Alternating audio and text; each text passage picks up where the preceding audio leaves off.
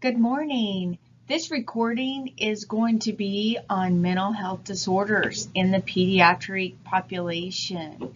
We all know that mental health disorders are definitely on the rise, especially with the more preservatives we eat and some of the other contributing factors. But we're going to discuss three trends. We're going to describe the components of mental health assessment. We're going to describe the learning disabilities, reactive attachment disorder, 2 different mood disorders, 5 anxiety disorders, and 3 disruptive disorders. You know, when we think about kids, we automatically think of ADHD, and ADHD is huge. Hence, the discuss impulse control disorders, schizophrenia, autism, 3 eating disorders. But what we fail to recognize is that there is a whole spectrum of things out there. And it's, you know, as a nurse, you are the one that the patient often trusts the most. And so you get a better insight of what the patient is going through.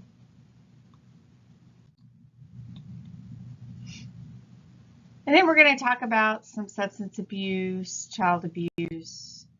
But first, what is mental illness? You know, mental illness has such a stigma around it. I challenge each and every one of you to try to fix that. Mental illness is no different than diabetes or heart disease. So, you know, it really is up to us to fix that stigma where it's okay to ask for help. But mental illness is a term that collectively refers to all mental disorders. It can be characterized by alterations in thinking, mood, behavior, but basically anything that causes distress and impaired functioning. But children with mental health issues can have a distorted view of self, an inability to maintain personal relationships, an inability to respond to the environment, and thoughts or behavior patterns that impair functioning and cause individual distress. They could have impaired judgment, lack of insight, and then of course, you know, it's always important to talk about about the risk factors for mental illness. So one of the biggest things I always like to stress is remember that these can occur across all social classes and families. However, you know, a lot of times social disparities does increase mental health. So the question is, does mental health increase social disparities, or does social disparities increase mental health? It's like, which came first, the chicken or the egg? So it's definitely one of the things lots of research are going into. Risk factors: physical problems, intellectual disabilities, low birth weight increases their risk, family history of mental illness or addictive disorders, multi-generational poverty, caregiver separation, abuse, or neglect, genetic influences. So when we look at that, you know, multiple genes interact with environmental factors, and so they do seem to confer that there is a risk factor. However, there's no single gene that has been pinpointed as of this date. To be honest, I really think that it's coming, guys, especially with all the discussion and research into the genomes and microbiomes. But up until now, it has not been. They do know, though, that major psych disorders such as depression, anxiety, schizophrenia, bipolar are found among family generations. We know that autism, learning and language disorders, ADHD, bedwetting seems to be genetically transmitted. And having a parent or sibling with a mental illness indicates increased risk for development of mental illnesses among other family members. Psychological events, stressful events. I apologize, guys. My nose is running this morning. Psychological events. So think about our ACEs, or our adverse childhood experiences.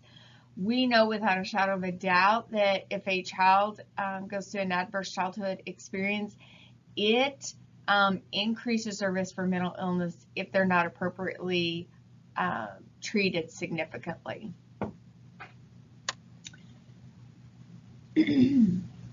So gender, some psych disorders affect males and females disproportionately, especially like depression for girls, ADHD for boys. Age, children respond differently to events according to developmental maturity. You have your social and environmental influences, parents, and how do they parent? You know, are they warm and supportive versus disregardful or neglectful? Do they have the authoritarian or the authoritative parenting style? School adjustment, positive experiences versus negative experience, social economic status, which I talked about a little bit a minute ago, but poverty or homelessness serves as barriers to normal developmental maturity and are risk factors for development of psych disorders. Culture, their view of the diagnosis, religion, and again, that's review of the diagnosis. In treatment, some religions can prohibit patients from getting treatment. Interpersonal relationships, do they have a supportive family, or not just family, but do they have a supportive system, you know, that can help them? Neurochemical influences, we know that norepinephrine deficiency can cause impaired attention, problems concentrating, problems with memory, slow information processing, depressed mood, fatigue, while serotonin deficiencies can cause anxiety, panic, phobia, obsessions, compulsions, food cravings, bulimia, and dopamine deficiencies. This can cause decreased ability to experience pleasure, irritability, and aggression, decreased cognitive functioning, decreased motivation. So just remember, if you're not aware of what serotonin, norepinephrine, and dopamine are, these are specific neurochemicals that are in our brain, and if we have too much or too little, it's just like being in any other part of the body. It's going to cause problems.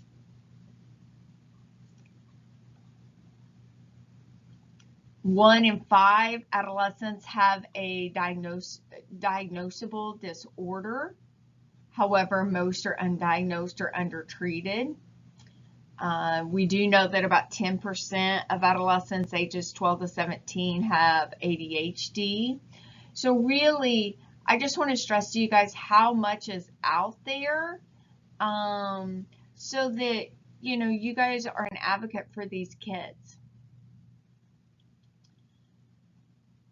I find this extremely interesting. Did you know that all of our latest research shows that the adolescent brain is still in development until the early 20s?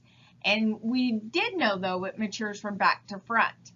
However, originally we were thinking that when the child got to concrete operational developmental area that they were fully developed, but that's not necessarily the case. It looks like it's early 20s. But one of the other interesting things I always like to point out is, did you know that at about age 11 or 12, many brain connections are lost and the brain rewires itself to develop more adult patterns of thinking? You know, remember also what's going on in the child's body at about 11 or 12. This is when all their hormones are going crazy. They're starting to hit adolescence and puberty. And, you know, this is a lot of times when mental health will start showing up. Mental health assessment must occur within the family, social, and cultural context, with the child's development taking into consideration. When you're assessing them, you really do need to do a complete evaluation of the child's biological, social, and psychological factors. And mental health assessments generally take place in schools and primary care offices. And I guarantee if you work in a school or a pediatric or family practice office, you are going to be helping with this, with these types of assessments. And remember, when you're doing the assessment, make sure and involve the family as well. This is not just for the child. This is all caregivers. But we do a mental status examination, and that's where we assess the child specifically for skills related to language, cognitive, emotional, social functioning. Whenever we conduct it, it includes the appearance, motor activity, self-concept, behavior, social interaction, general intelligence, memory and orientation, attention span, comprehension, speech and language, mood, feelings, insight, judgment, thought processes, auditory hallucinations, like are they hearing voices that no one else hears, or visual hallucinations? Are they seeing things that no one else sees? Delusional thoughts such as thinking oneself to be a king or more grandiose importance than they really are. Self-harm by banging head, cutting the self. And some of, cutting self, when I was in nursing school, it was really difficult for me to understand how people could physically cause themselves to have pain, because I never personally suffered from it. But there's been a couple of really good movies lately that have really went into depth on where the star actor or actress cut themselves, and it really brought things home for me, for someone that didn't understand that process necessarily. But when they are in so much emotional pain, when they cut themselves, that causes them to focus on cutting their wrist and the pain associated with risk, and they can ignore the internal pain that they're being caused by whatever the case. So very interesting. My insight to you is, when there's something you don't understand, try to figure it out, because there is a reason. We also want to assess them for substance use, a sudden change in behavior. You're like, are they manic? Are they depressed? When you start looking at bipolar, a sudden change in school performance. And a lot of times this will tell you if a kid is getting severely depressed or getting into substance abuse. But really, all of these different things are looked at, and we do need to assess both the child as well as all caregivers and family. And then one of the other things to determine is what caused the patient family to seek help at this time. Like, is it getting worse? Is there any family history of mental illness? Does the child have any formal mental health services? Any health status. You always want to rule out some of the physiological things, such as hypothyroidism or things that can cause it. Are they on any medications that can contribute? Do they have a neurological history? Like, are they right or left-handed? Are they dizzy? Do they have seizures, hyperactivity? Responses, like what helps or aggravates symptoms, developmental history. Where were they at in birth order? Did they have any problems during pregnancy or delivery? What was their APGAR scores? Did they reach their developmental milestones at a normal range? Do they have any attachment, temperament, or behavioral problems? How do they identify their self-concept? How do they identify with their gender? Do they have any gender dysphoria? How's their self-esteem? Do they have any risk factors for suicide, homicide ideation? We so often talk about suicide and not homicide, but that is one thing that we really need to look at as well. Substance use and abuse, risk of suicide, including past history of suicide, thoughts, and attempts. Remember, if someone has attempted it before, that means they're automatically at a higher risk. And if somebody does have suicide thoughts, do they have any thoughts and presence of a plan? People are going to have at different points in their life thoughts that they'd be better off dead, but when they're specifically thinking of why and how they would do it, that means that they are definitely higher risk. The lethality of the plan, how lethal is it? If they have planned to get a gun and shoot themselves and they have access to a gun, that is very concerning. Risk of assaulting others and a history of assaulting others, history of aggression towards animals. There are several big research studies that talk about kids that are abusive to animals young, especially, you like you think of the kids that have set animals on fire or been horribly abusive towards them. A lot of times will have mental health issues as they get older. History of arson, and that does not mean that it's funny because all kids like fire, it seems like.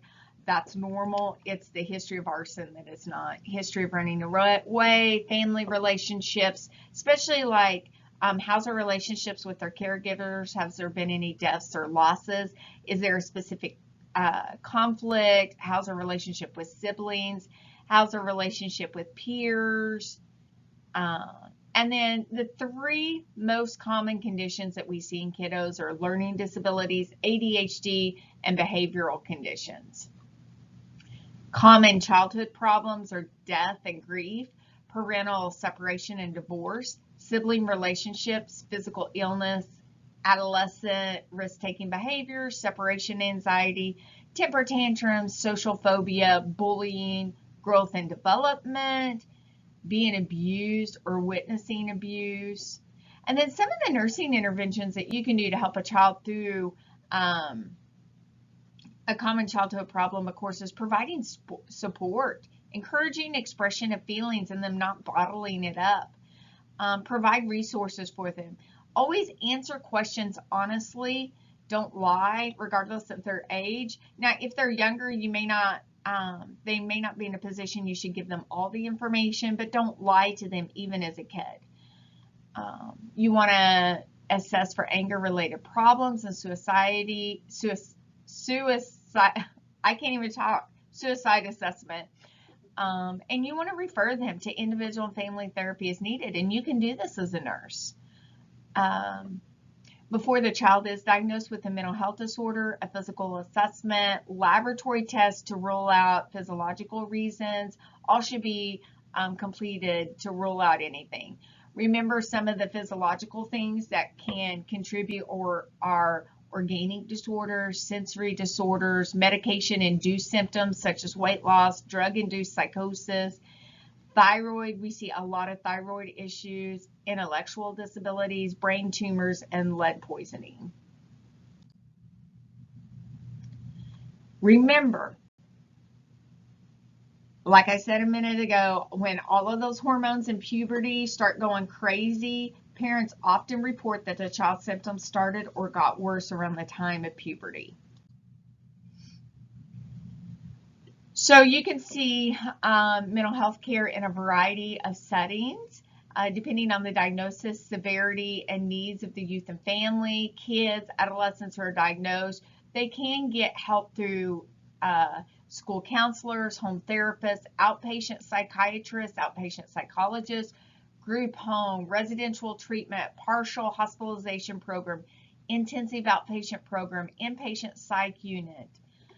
We see kids going inpatient to residential treatment. However, it's often it's often expensive, and the frustrating thing is often private insurance doesn't pay for it.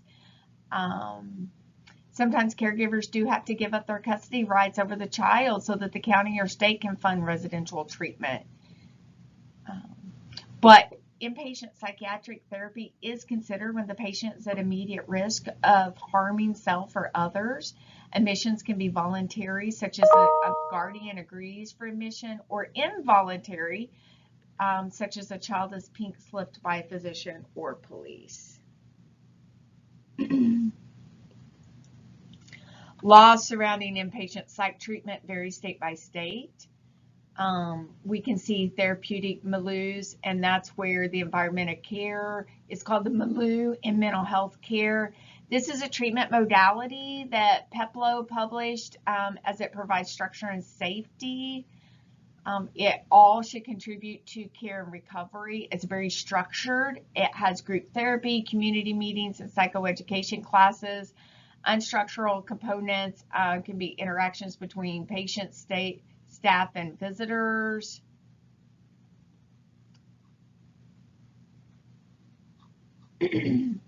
Professionals who work in a therapeutic milieu includes a psychiatric nurse, psychiatric advanced practice nurses, such as nurse practitioners, clinical nurse specialists, psychiatric social workers, psychologists, psychiatrists, medical doctors, occupational therapists, certified addiction counselor, MALU therapist, mental health worker, activity therapist.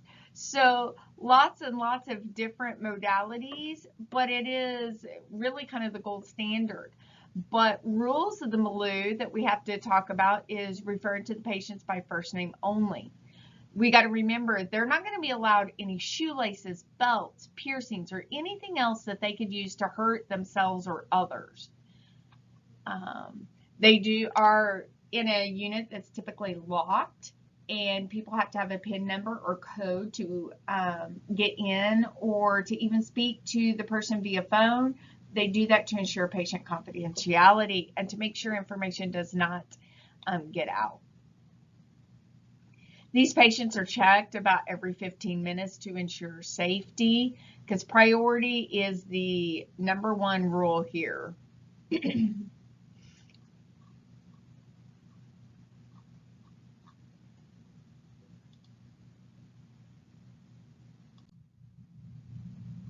Here's your clinical pearl. You often can avoid use of seclusion and restraints by being aware of the child's trauma history, by forming and using plans to keep the patient safe, using comfort rooms, maintaining communication with family, and de-escalation approaches. Not always can you avoid seclusion or restraints, but a great amount of time.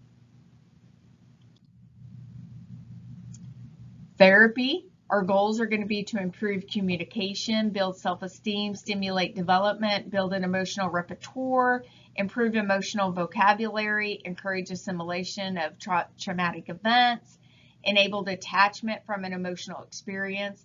Types, they can have play therapy, art therapy, music therapy, pet therapy, cognitive behavioral therapy, dialectical behavior therapy. Learning disabilities are neurological based. They're a processing problem that can interfere with learning basic skills such as reading, writing, and math. They can also interfere with higher level skills such as organization, time planning, abstract reasoning, long or short term. They can be caused by a number of factors such as intrauterine conditions such as maternal cigarette, alcohol, or drug use, which is why when you're doing that mini mental, you do want to check their pregnancy history as well as, were they preterm? Were they, did they go over on the due date? Did they have meconium? Lots of different things. But genetics, environmental factors, comorbid ADHD or autism can all play in it. And nursing interventions that you can do is be patient. Don't rush the child, assess their learning needs, design learning interventions accordingly. Of course, educating caregiver, teaching for caregivers, be an advocate for the child, request testing through the school, seek and, educating the parents or caregivers to seek help as soon as a disability is suspected. Pursue an IEP plan in school. And just remember, children with a mental health may exhibit behaviors such as failure to complete directives, failure to follow rules, yelling, complaining, defiance, temper tantrum throwing objects, insults, swearing, stealing, lying, arguing, annoying, teasing, engaging in physical fights, failing to complete their schoolwork, refusing to go to school, talking back, disrupting. So especially when you have a caregiver that might also have a mental health diagnosis and not understand how to help these kids, it can actually make the situation significantly worse. Just remember to educate caregivers that they should seek help when the behavior is developmentally inappropriate, it's causing impairment at the home, school, or with peer relationships. And also, if the behavior is causing a significant amount of emotional distress to self or parents. Oh, what happened? Okay, attachment disorders. The quality of the patient-child relationship is the cornerstone of future interpersonal relationships. So if the parent and the child are not able to have a decent relationship, it's important for the child to get help so that as they grow older, you know, that they don't have problems with future relationships. But in the primal wound theory, attachment is biologically driven and is manifested by the need to be touched and close to a parental figure. Both mom and dad play a role in the childhood attachment, but disrupted attachments occur when the infant is unable to respond appropriately to a caregiver, when a caregiver does not respond appropriately to an infant, or a combination. You know, infants need thousands of successful cycles of expressing a need and having the need met to achieve attachment. Disrupted attachments result in feeding disorders, failure to thrive, anxiety disorders, or reactive attachment disorders. The reactive attachment disorder is characterized by the failure of a child younger than 5 to initiate or respond appropriately to a caregiver or social situations. So then as a result, the caregiver then disregards the child's physical and emotional need. A child may have diffuse attachments or indiscriminate sociability, which is disinhibited type. And children at risk for attachment disorders include those that are abused, neglected, or adopted.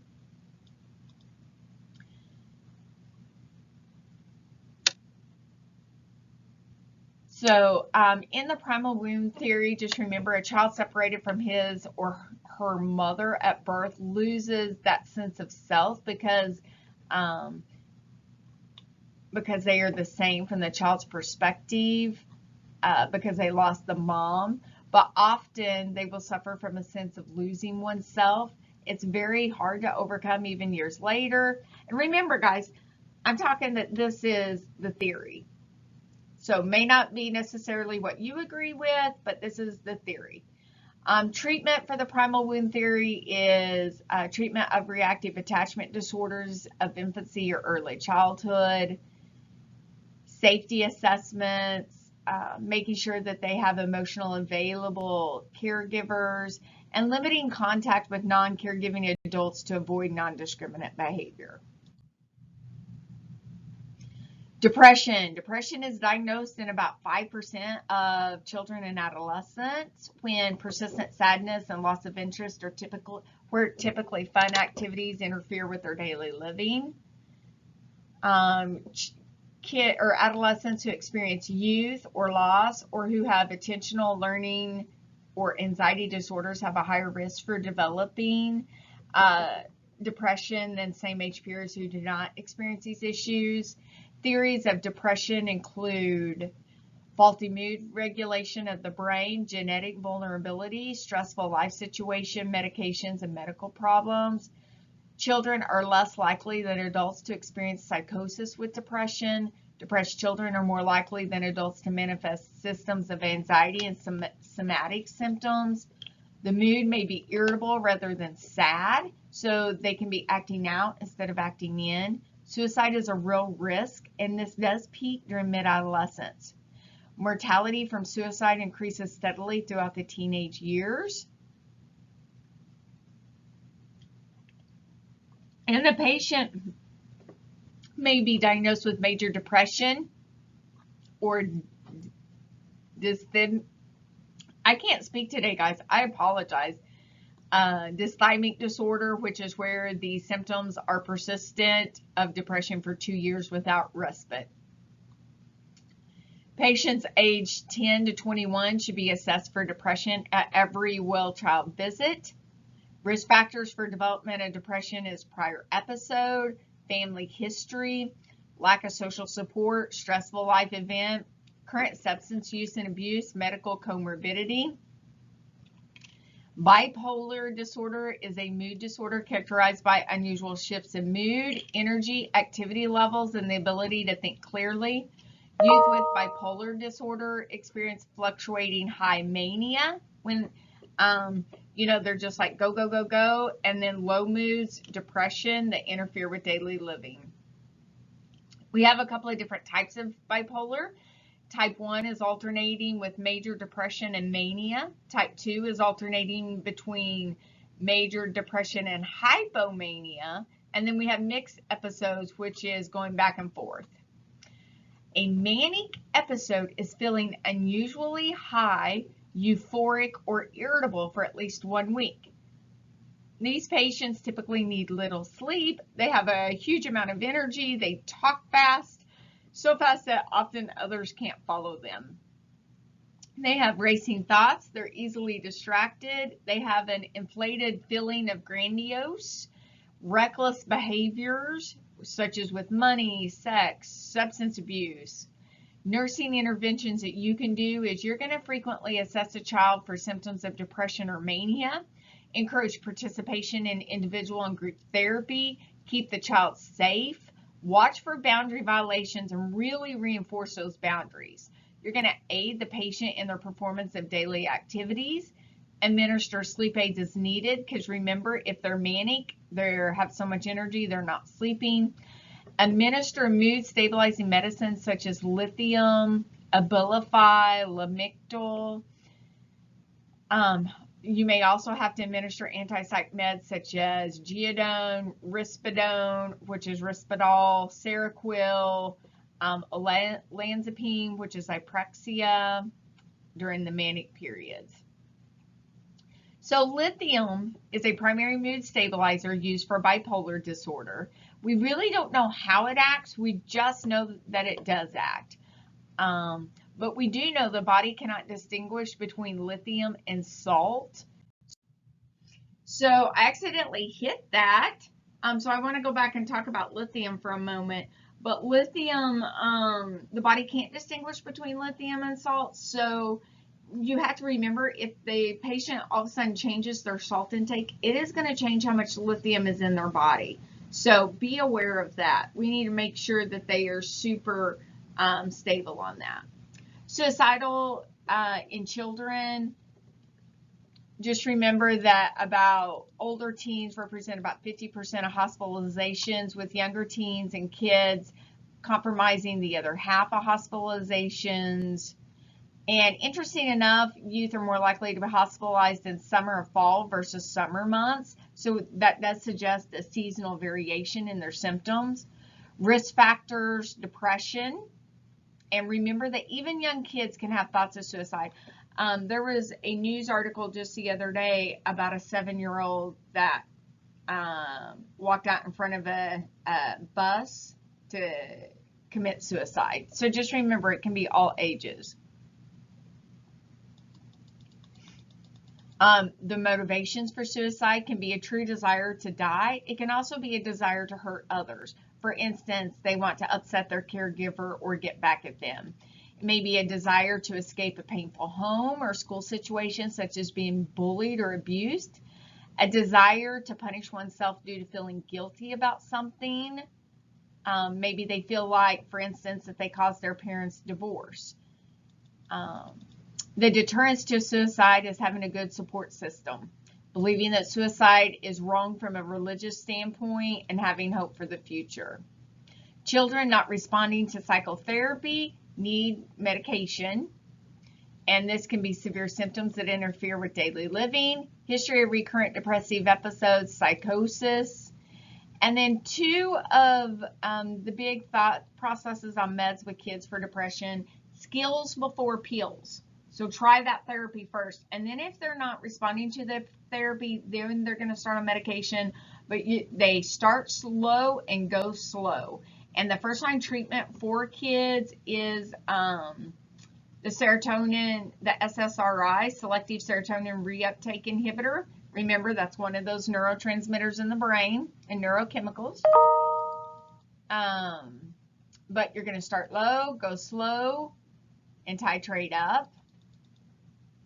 One of the big things we need to understand is most psychotropic meds are not well studied in kids and are used off-label. That's because with the FDA, it's really difficult to do research studies on kids, and especially kids with mental health disorders. Remember, when they're starting on medicine, suicide risk may increase in the initial days of treatment. but then can get better. But you do need to make sure and educate caregivers that they need to be assessing for suicidal thoughts. And if they do, they need to get a hold of you immediately. Antidepressants can start working as early as 2 weeks, but in all honesty, it's 4 to 6. Goal of treatment is to restore the normal levels of neurotransmitters. They can act on the serotonin, dopamine, or norepinephrine. And 60% of kids respond to treatment. The unfortunate part is most do have severe sexual side effects. They don't cure depression. They reduce symptoms. They do improve motivation and psychomotor retardation before they improve mood. And they are divided into 3 classifications. We have tricyclic antidepressants, MAOI, monoamine oxidase inhibitors, and then norepinephrine and dopamine reuptake inhibitors, serotonin and norepinephrine reuptake inhibitors, selective serotonin reuptake inhibitors, SSRIs. Now the SSRIs, like I said, is your first line treatment. They have the lowest risk of side effects, and they work by blocking the reuptake of serotonin in the synaptic gap. So examples of these, seems like Zoloft is the one that is most often used in kids, but Zoloft, the generic name is sertraline. Then we have Prozac, the generic of that is fluoxetine, and then we have Lexapro, which the generic of that is escitalopram. Side effects of the SSRIs include GI distress, sedation, anticholinergic effects such as like your dry mouth, constipation, sexual dysfunction, and orthohypotension. So remember, anticholinergic effects, it's the same as when you're giving them like Benadryl. And then you can also have serotonin syndrome and serotonin discontinuation syndrome. Serotonin syndrome is a toxidrome that is a result of taking too many agents that block the reuptake of serotonin. Most often it's a combination of medicines that are interacting with each other, but remember, you need to assess what they're taking over the counter. We see many herbal supplements, such as St. John's wort, that will interact with the meds. Typically it's mild, but it can cause death. I've actually, as you guys know, I'm a nurse practitioner, and I actually had a patient pass away from serotonin syndrome, so it really is huge on my mind. Luckily, I wasn't prescribing. He actually had a psychiatrist that was prescribing an SSRI. He was actually on several meds, but it was the SSRI. And then they had given him, what was it? I can't remember what they gave him, but they gave him something, and he ended up getting serotonin syndrome. And the morning he passed, he woke up having problems, and he did go to the psychiatrist's office. She did not identify that that's what was going on, and she did, but he went downhill very, very quickly. The guy waited for her about 30 minutes before she was actually able to see him. He was getting worse. By the time she figured out what was going on and called the EMS, they called the helicopter, but he did pass. So just be very, very alert for anyone that's on any kind of mental health medications. If they develop sudden thermal dysregulation, such as they're super hot, they're super cold, or back and forth, confusion, agitation, fever, shivering, diaphoresis, tremor, diarrhea, that they need to be checked immediately. And treatment includes discontinuing one or more of the offending drugs and providing supportive care. Serotonin discontinuation syndrome can occur when the patient suddenly stops the medicine. When we prescribe the medicine, we start out with a half a pill for a week and then go to a full pill. But they need to come off of it the same way. So if they suddenly stop it, symptoms can include dizziness, feeling confused, flu-like symptoms, tremor, insomnia, agitation, anxiety, crying spells.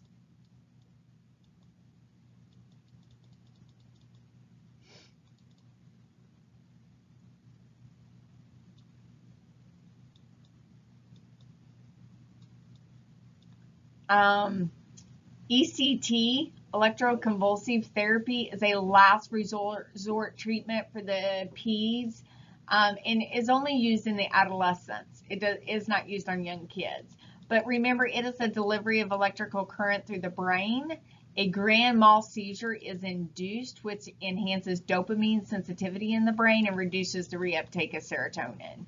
Patients usually undergo a series of treatments, such as 3 times per week for 6 weeks.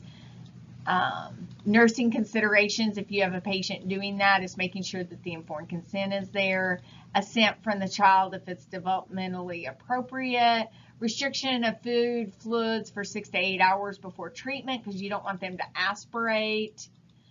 You do want to do a pre-op checklist. They should be getting a muscle relaxant. They should have their vital signs assessed during the procedure, and assessment for confusion and short-term memory loss after the procedure. You're going to do fall precautions.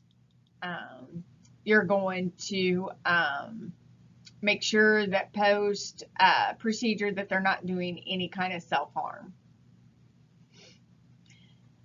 Now, kids that bring into self-harm, let's kind of morph to a different subject. Deliberate self-harm. I kind of talked about it a minute ago, but I do want to again talk about it. So I mentioned cutting, but it can also be head banging, but it usually occurs as a result of a high level of psychological pain. And the patient feels like they're not able to communicate feelings, or maybe they don't have anyone to communicate to. So again, by doing that, it turns their focus to this where they're not focused on that.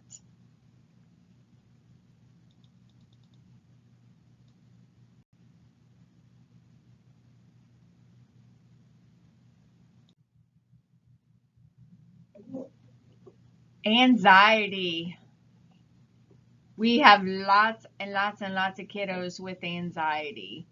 And health consequences of anxiety can be decreased immune functioning, cardiovascular disease, diabetes, GI issues, depression, forgetfulness, decreased attention span. Some of the nursing interventions that you can do is stay with them during extreme anxiety. Consult with key school personnel such as teachers and administrations, maintaining a calm, relaxed approach, decreasing environmental stimuli, encourage verbalization of feelings, encourage physical activities, teach relaxation techniques, teach problem-solving strategies, give positive feedback and support, provide psychoeducation, provide cognitive behavioral interventions. Hypnosis works really good for this. Administer antioxidant medicines as ordered. And if you are given those medicines, assess for sedation, addiction, and suicidal ideation. Also, really take a look at their diet. Are they eating things, are they drinking 6 energy drinks a day? That's definitely going to contribute to anxiety. So, looking at some of those things that you can do naturally as well. Meds, I apologize for my speaking today. Anxiolytic medicines, these are addicting, and they do include benzodiazepines. These are meds that are only used in a crisis, but not long-term. Hydroxyzine, which is Vistaril, or diphenhydramine, which is Benadryl, are commonly used for acute anxiety. Just remember, you do have to monitor for those anticholinergic effects. Buspirone or Buspar is a long-acting analoxic medicine that is non-addicting and non-sedating. SSRIs do also help with kids with anxiety, which is why I like them as well. I typically, like I said, will go to giving a kid, I will give them Zoloft first, which is sertraline, and then Prozac second, but a lot of prescribers will do the Prozac first and then the Zoloft. I just seem like I have more success with kiddos and sertraline, but research says you can do either. OCD. This is characterized by severe obsessions, which is they don't want them. They interfere with quality of life. The obsessions create anxiety because they can't quit thinking about it.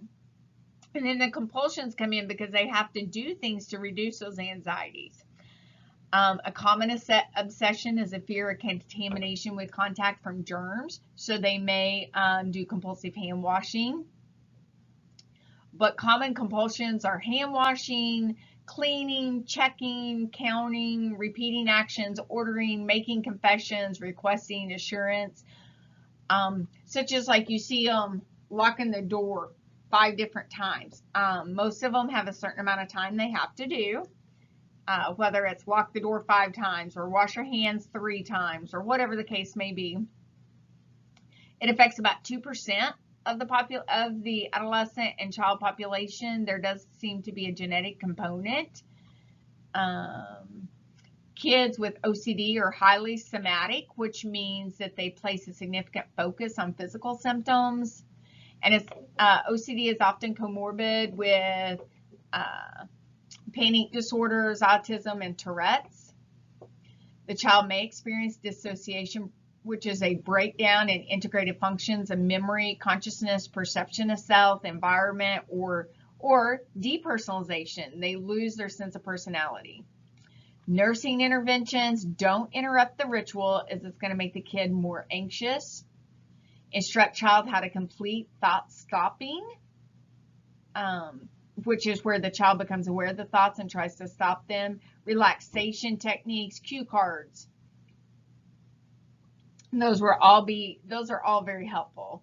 A phobia is characterized by excessive anxiety brought on by exposure to a specific feared object or situation. It involves a sense of dread so intense that the individual will do anything necessary to avoid it.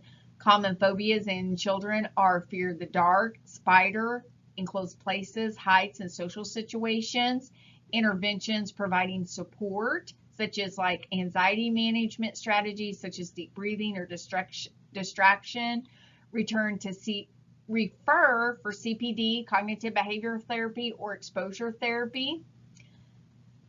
Then we have panic disorder, and that's characterized by episodes of an overwhelming sense of dread and doom. These episodes are called panic attacks, and children will often report a feeling of dizziness and faintness, as well as rapid heart rate and sweating during the episodes. Attacks may occur frequently, or a child may experience an isolated attack during a period of extreme stress. Nursing interventions, stay with the kid, reassure them that you're not going to leave, give clear directions, assist patient to an environment with minimal stimulation, walk with the patient.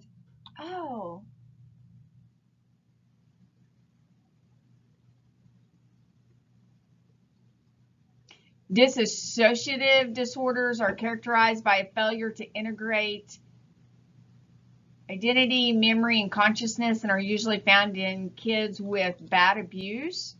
It's described as an overuse of a defense mechanism. Patients report periods of loss of consciousness during which they have no memory. Disassociating is easy for kids between 2 and 7 who developmentally use magical thinking and have an ability to create and implement made-up friends and situations. Types of these are dissociated amnesia, and that's the inability to recall. Dissociative fugue, which is unexpected travel away from home. Depersonalization disorder, and that's where they're detached from one's body. Dissociative identity disorder, and that's having more than one personality. And this used to be known as multiple personality disorders.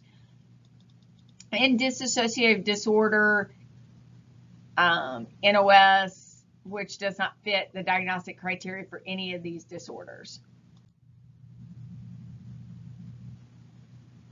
And then we have disruptive disorders, which is your ADHD, oppositional defiant disorder, and conduct disorder.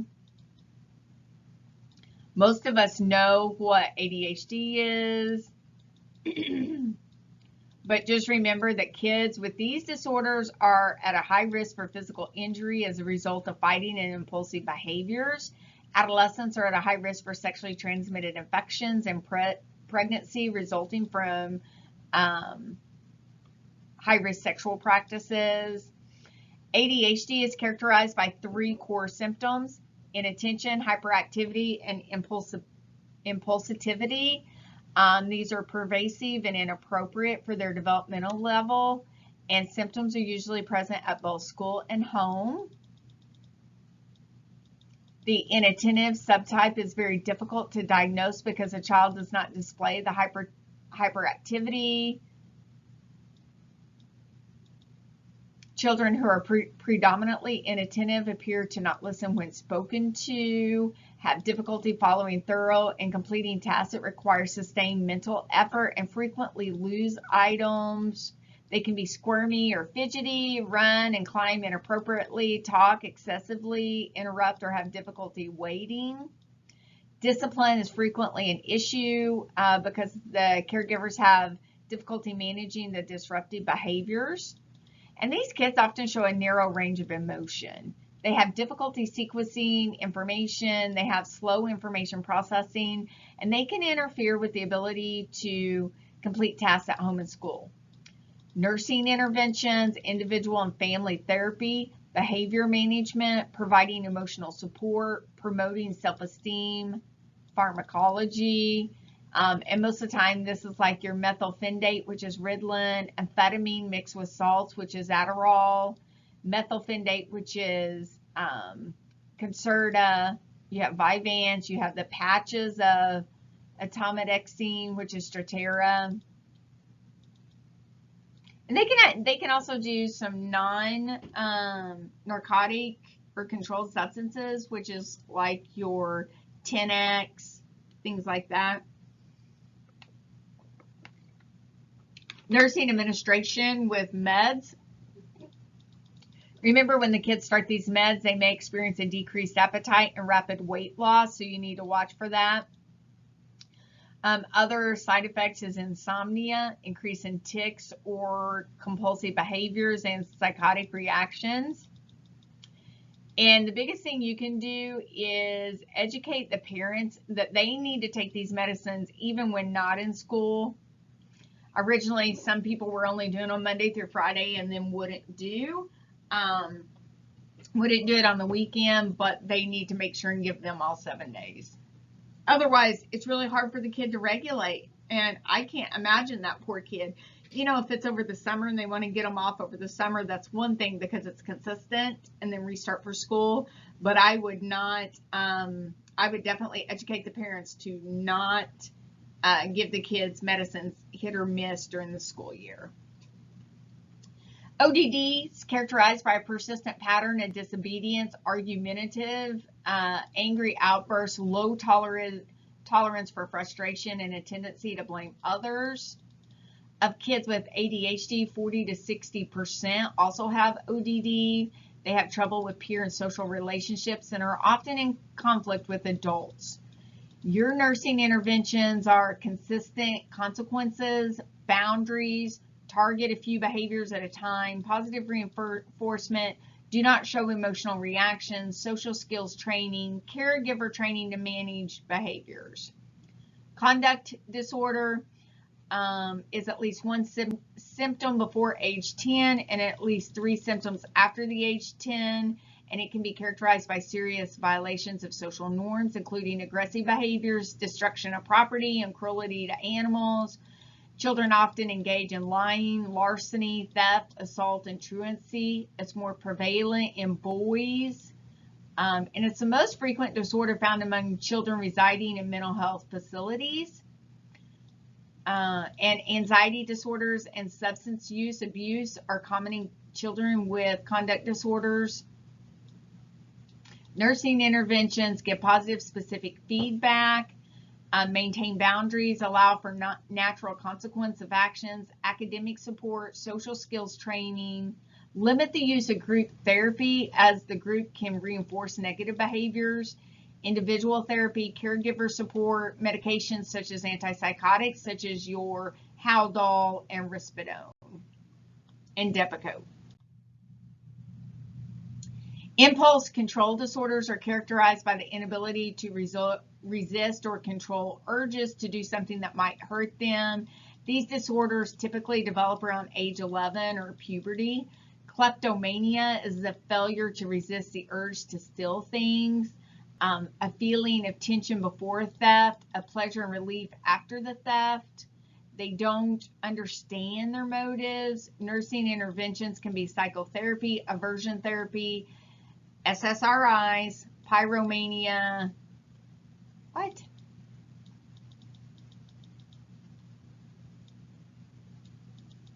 Pyromania. Oh, excuse me. I was like, what? Okay. I apologize on that. Pyromania is the intentional fire setting on more than one occasion.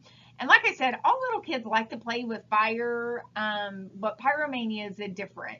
They have tension before the act. They have excessive interest in or attraction to the fire. They have pleasure gratification after the fire is set. They don't understand why they do it. And so your interventions is behavior modification and psychotherapy. Intermittent explosion disorder, and that's where several occurrences of a failure to resist aggressive impulses that result in assaults or destruction of property. The aggression is out of proportion to the perceived participants. Interventions, cognitive behavior therapy, SSRIs, and antipsychotic medicines such as olanzapine, which is your Zyprexa, and Risperidone, which is your Risperdal. Schizophrenia. Childhood or early onset is characterized by delusions or hallucinations, disorganized speech or behavior, and marked impairment in social and school functioning. Childhood schizophrenia is rarer than later onset or adult schizophrenia. It's a chronic illness with periods of exacerbation and remission. Patients with this disorder will need lifelong medication management. Causes can be genetic, which is biochemical differences in the brain, particularly with increased dopamine or cortisol reuptake, increased stress levels, youth who smoked marijuana laced with formaldehyde. You know, often people don't understand that when they take some of these drugs, especially marijuana, they think they're safe because it's legal in so many states, but it is often laced with other things. So can you imagine smoking formaldehyde? There is a FOD, fetal origins of adult diseases hypothesis, and that's where a child may develop schizophrenia because of intrauterine conditions, which is another reason to find out about the pregnancy. Related disorders are schizoaffective disorder, depression with psychotic features, mania with psychotic features, psychosis, and then risk factors for other disorders, because kids with schizophrenia have an increased risk for cardiovascular disorders, depression, dementia, substance abuse, cigarette smoking. Symptoms of schizophrenia appear as inappropriate affect, loss of interest or pleasure, disturbances in sleep and concentration, and loss of appetite. Delays are common in social and cognitive functioning, linguistic and motor skills, and attention and perceptive behaviors. These symptoms can be summarized in the acronym SLEPT. So remember, SLEPD, they have alterations in S for social behavior, L, language, E, emotions, P, perceptions, T, thinking. Remember that their thought associations are poorly related, and they can often regress into their own private world. They have difficulty expressing feelings. They do have rapid thinking. They get stuck on something. They have get stuck on excessive or irrelevant details. They have sensory and perception disturbances, hallucinations, sensory disturbances, delusions, fixed false beliefs, cannot validate reality, exaggerated defense mechanisms, compensations for feelings of little worth. And did you guys know that there are 3 phases to hearing voices? Startling, which is person is disturbed by the voices, organization, which is coping, and stabilization, which is acceptance and integration of the voice into the life experience. Now, we do hospitalize kids with schizophrenia for their initial diagnosis, stabilization on medicines, if there's a patient safety issue, inappropriate behavior, or inability to take care of basic needs. Nursing interventions maintain a safe environment, help with ADLs, provide minimal stimulation, encourage the patient to eat and drink, medications for sleep, psychotherapy, reality testing, social skills training, behavior modification, family education, referral to an outpatient provider, and then antipsychotic medicines. And remember, these antipsychotic medicines are going to work by blocking the dopamine receptors to prohibit uptake in the synapses. These kids have a risk of weight gain from the medicines, so they may need some glucophage, which is metformin. They can have severe side effects, such as what we call extrapyramidal symptoms, EPS. Guys, this is huge because EPS can occur after a one-time use of the medicine, and it is permanent. So you want to definitely, if they're going to have an EPS symptom, you want to catch it early on. Haldol can be given by mouth or intramuscular. If they give it IM, it is given by the Z-track method. If you don't know what the Z-track method is, look it up, but that's where you pull the patient's skin, give the shot, leave the needle in, let go of the skin, and then take the medicine out. It just prevents it from leaking into other tissues. You can give them Haldol. They do have a long-acting once-a-month injection. Just remember, people on Haldol are high risk for EPS. They do use it across the lifespan, and it's used to relieve symptoms that lead to aggression. It's often given with Ativan. You can use olanzapine, which is Zyprexa. This is given by mouth or IM. Zyprexa does come in a sublingual form. It has a low risk of EPS, but you do have to watch for orthostatic hypotension. They can be treated with risperidone, which is Risperdal, by mouth. There is a long-acting version that can be given every 2 weeks. There's few side effects. There's no risk for EPS, but you do have to watch for orthostatic hypotension. There is a medicine called quetiapine, which is Seroquel, and it's given by mouth. Do know, though, it can prolong the QT interval, so you're going to want to get a baseline EKG and follow-up EKGs. It can cause sedation. It's useful for sleep or anxiety in low doses. It has a low risk for EPS. We have Geodone, which the generic is Ziprasidone, and it's given by mouth or IM. It can also prolong the QT interval, so you want a baseline EKG with follow-up EKGs.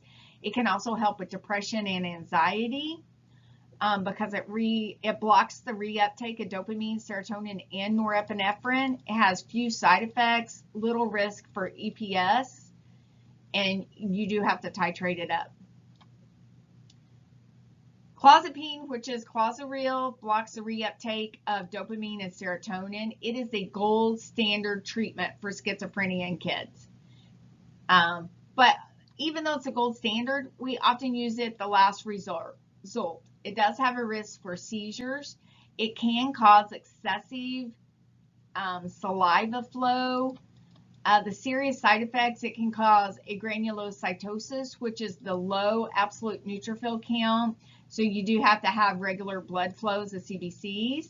If the baseline white blood cell count is less than 3,500, you don't start medicine. But you're going to monitor white blood cell counts weekly for the first 6 months, then every 2 weeks. Anytime the white blood cell count drops below 3,000, you're going to discontinue it. Or if the absolute neutrophil is less than 1,500, you're going to discontinue it. Side effects of all of these medicines, even though they're very effective in controlling psychotic symptoms, there are severe adverse side effects. So you do want to closely assess your patient.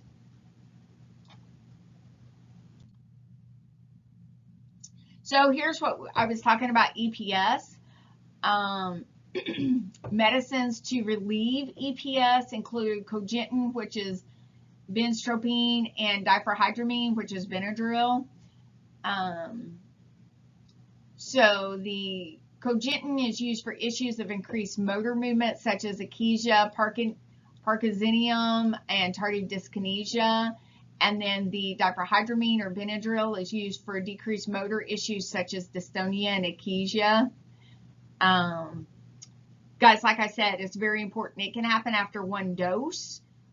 There's no way of knowing which patients are going to have it, but it is permanent. So the quicker that is identified and treated, the better. Neuroleptic malignant syndrome.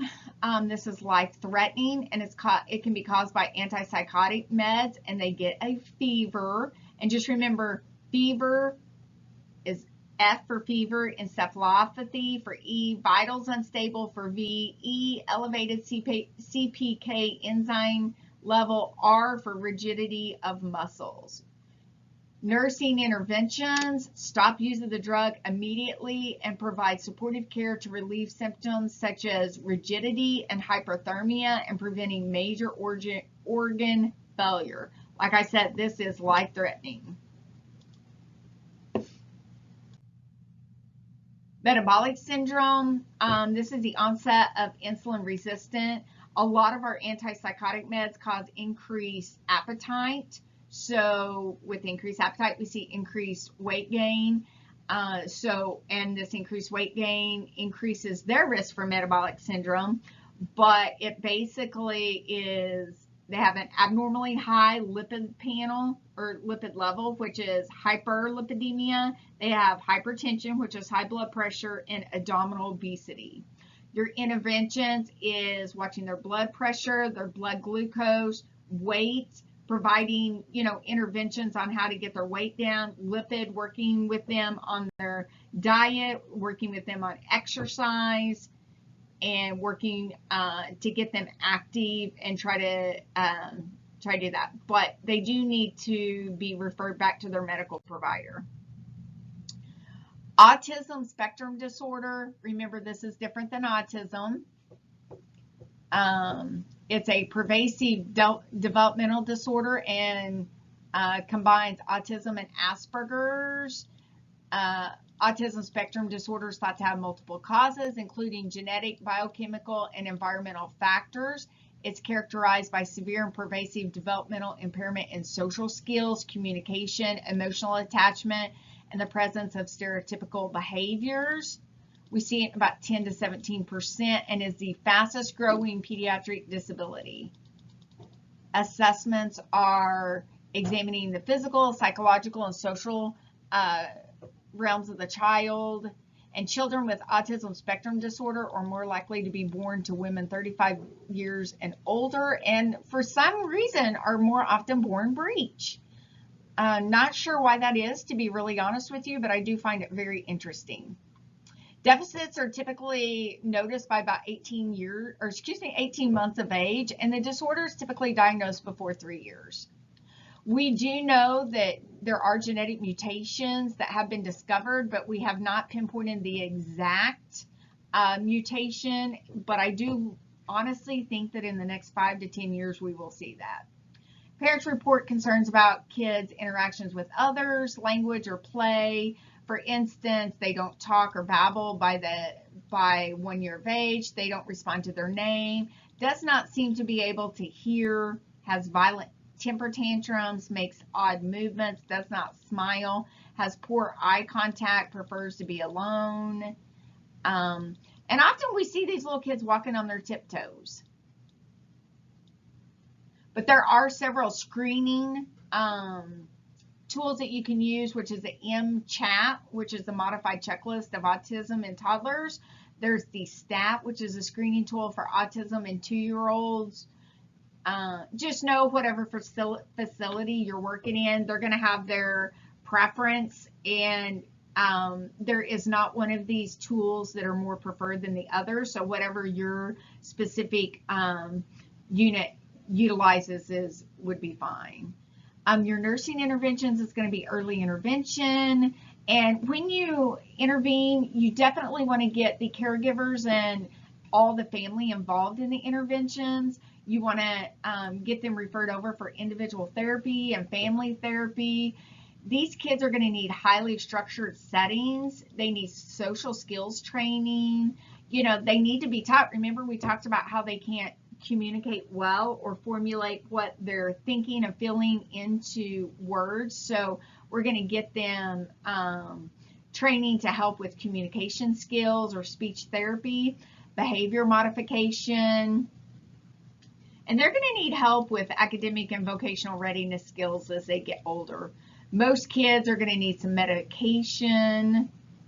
And most of the time, they're going to have a sensory processing disorder as well.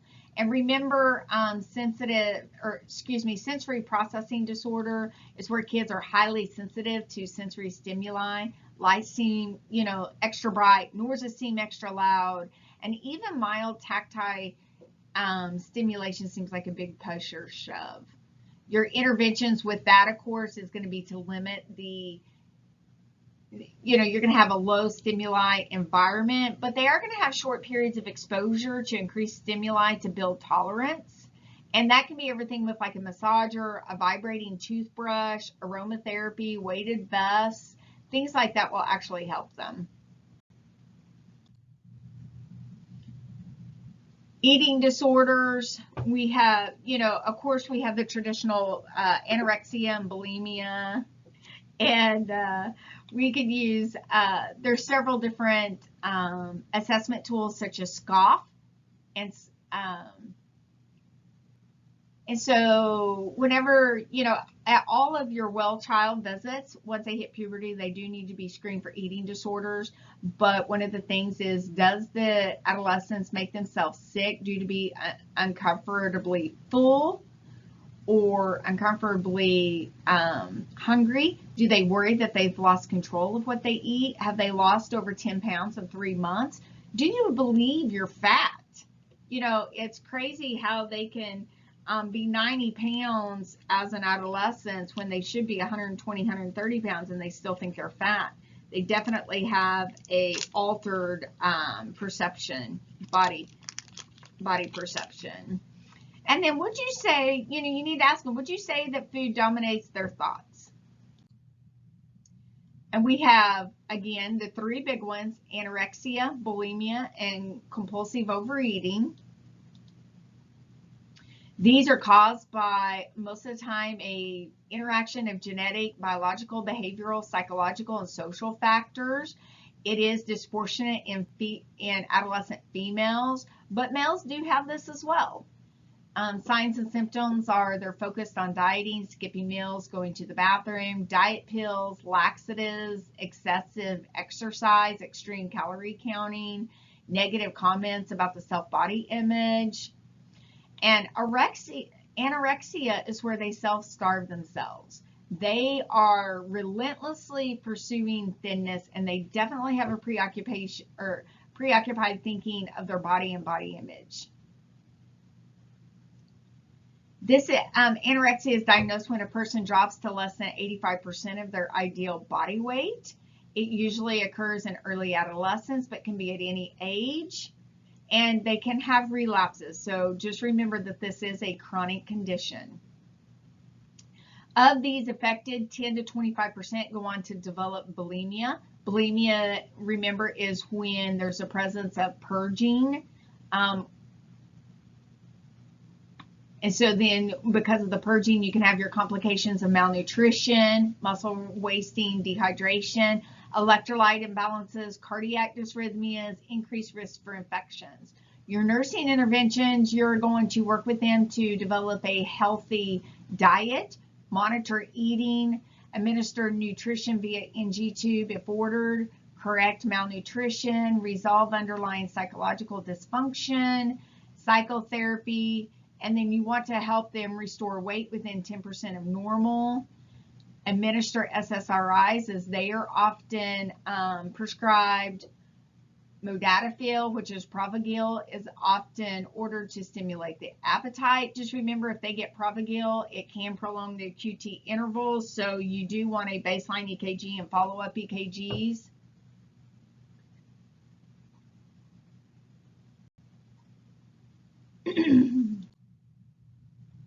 CAGE questionnaire. This is for when we're concerned about kids with substance abuse. A CAGE questionnaire should always be used at every well child visit once they hit adolescence.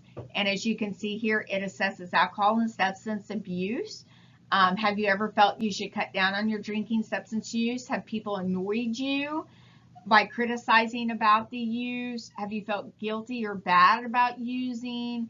And have you ever had to have an eye opener in the morning to steady your nerves? So 2 yes responses are suggestive of a disorder, and 3 or more yes responses are diagnostic. So you need to refer them so that they can get help with that.